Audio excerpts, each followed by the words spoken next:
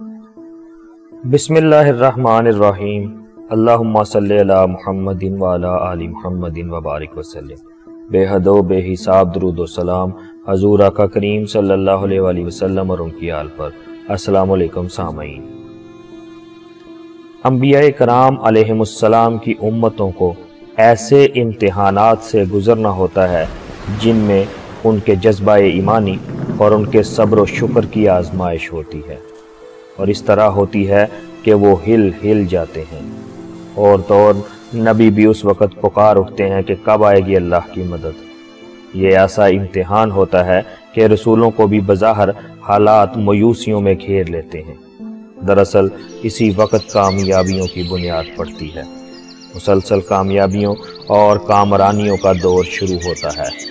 آزمائش کی یہ بھٹی ہی امت کو دنیا میں عزت و وقار، عظمت و سربلندی عطا کرتی ہے، اور اللہ تعالیٰ کی رحمتوں اور عنایتوں کا حقدار بناتی ہے۔ چنانچہ اللہ کریم سورہ بقرہ آیات نمبر 155 تا 157 میں کچھ یوں ارشاد فرماتا ہے۔ ترجمہ: اور ہم ضرور تمہیں آزمائیں گے کچھ ڈر اور بھوک سے، اور کچھ مالوں اور جانوں اور پھلوں کی کمی سے، اور خوشخبری سنا دو صبر کرنے والوں، یعنی ثابت قدم رہنے والوں کو، کہ جب ان پر کوئی مصیبت پڑے تو کہیں ہم اللہ کے مال ہیں اور ہمیں اسی کی طرف لوٹ کر جانا ہے۔ یہی وہ لوگ ہیں جن پر ان کا رب درود بھیجتا ہے اور رحمت، اور یہی لوگ راہ پر ہیں۔ سامعین، اسی طرح اللہ کریم قرآن حکیم میں سورہ توبہ آیت نمبر 24 میں کچھ یوں ارشاد فرماتا ہے۔ ترجمہ: تم فرماؤ اگر تمہارے باپ اور تمہارے بیٹے اور تمہارے بھائی اور تمہاری بیویاں اور تمہارا کنبہ اور تمہاری کمائی کے مال اور وہ چیزیں جن کے نقصان کا تمہیں اندیشہ ہے اور تمہارے پسند کے مکان، یہ سب چیزیں اگر تمہیں اللہ عز و جل اور اس کے پیارے رسول صلی اللہ علیہ وآلہ وسلم اور ان کی راہ میں جہاد کرنے سے زیادہ عزیز ہیں تو راستہ دیکھو، یعنی انتظار کرو یہاں تک کہ اللہ اپنے بدترین عذاب کا حکم بھیجے، اور اللہ فاسقوں کو راہ نہیں دکھاتا۔ سامعین، اسی طرح مزید اللہ کریم قرآن حکیم میں سورہ بقرہ کی آیت نمبر 214 میں کچھ یوں ارشاد فرماتا ہے۔ ترجمہ: کیا اس گمان میں ہو کہ جنت میں چلے جاؤ گے اور ابھی تم سے اگلوں کا سا ماجرا پیش نہ آیا کہ انہیں سختی اور شدت پہنچی اور ہلا کر رکھ دیے گئے، یہاں تک کہ رسول ان کے ساتھ کے ایمان والے پکار اٹھے کہ کب آئے گی اللہ کی مدد؟ سن لو، بے شک اللہ کی مدد قریب آن پہنچی ہے۔ اسی طرح اللہ کریم قرآن حکیم کی سورہ العنکبوت آیت نمبر 2 اور 3 میں کچھ یوں ارشاد فرماتا ہے۔ ترجمہ: کیا لوگ اس گمان میں ہیں کہ اتنی سی بات پر چھوڑ دیے جائیں گے کہ کہیں ہم ایمان لائے اور ان کی آزمائش نہیں ہوگی؟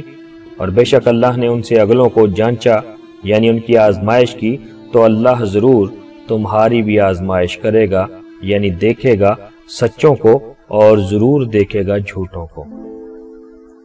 سامعین، اسی طرح اللہ کریم قرآن حکیم کی سورہ آل عمران میں آیت نمبر 142 میں کچھ یوں ارشاد فرماتا ہے۔ ترجمہ: کیا اس گمان میں ہو کہ جنت میں چلے جاؤ گے؟ ابھی اللہ نے تمہارے غازیوں یعنی جہاد کرنے والوں کا امتحان نہ لیا اور نہ صبر کرنے والوں کی آزمائش کی۔ اللہ کریم سورہ محمد آیت نمبر 31 میں مزید کچھ یوں ارشاد فرماتا ہے۔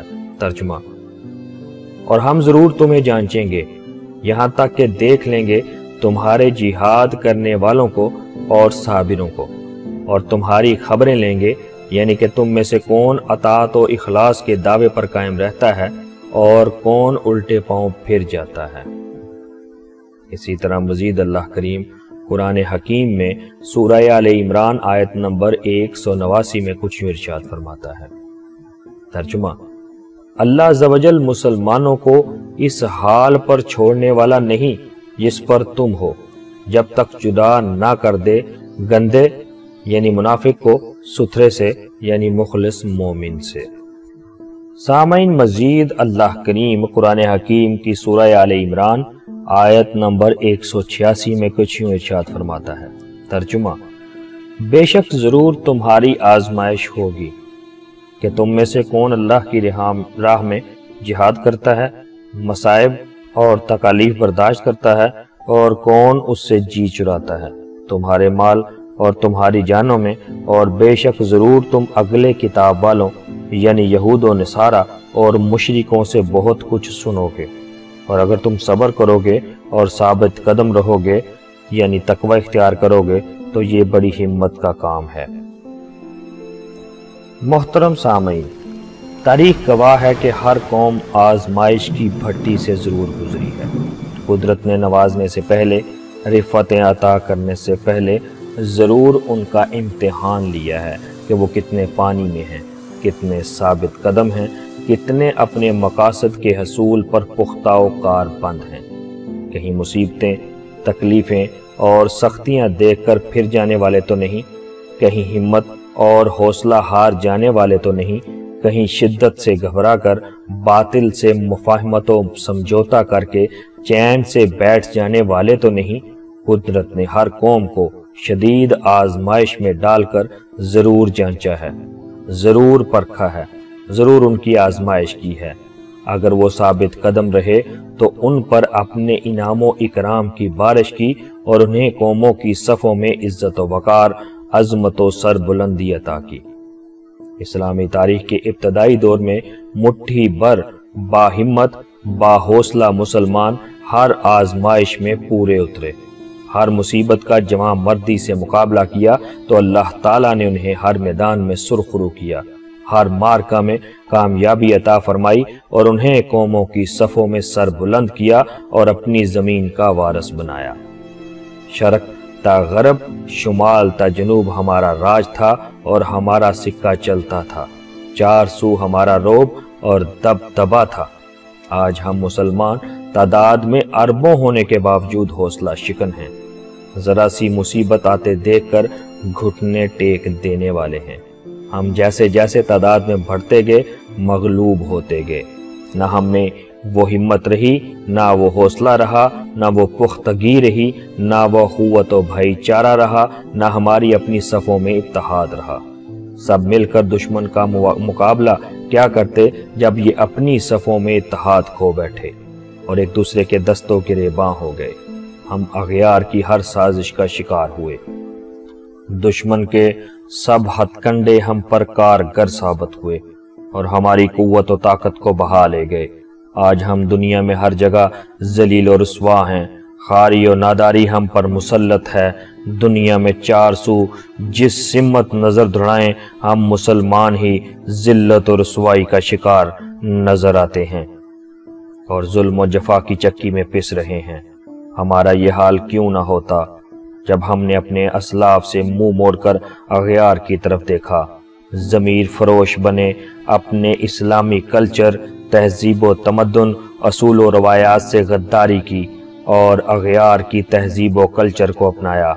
آج ہمارے اسلامی معاشرے میں زندگی کے ہر شعبہ میں اغیار کا کلچر غالب نظر آتا ہے، خواہ وہ معاشرت ہو، رہن سہن ہو، لباس ہو یا وضاقتہ یا ظاہری شکل و صورت۔ جب ہم نے اپنے اسلاف سے منہ موڑ کر اغیار کی طرف دیکھا تو انہوں نے ہمیں اپنے ہر رنگ میں رنگ لیا، بلکہ ہم تقلید و نقل میں اخلاقیات کی سب حدیں پار کر کے ان سے بھی آگے نکل گئے ہیں۔ ہم نے استقامت و ثابت قدمی کا دامن چھوڑ دیا ہے۔ آج کوئی ظالم کے سامنے کلمہ حق کہنے کے لیے تیار نہیں، سب اللہ کے خوف سے زیادہ سرکش شیطان، بدمست ہاتھی، سامراج کے خوف میں پس رہے ہیں۔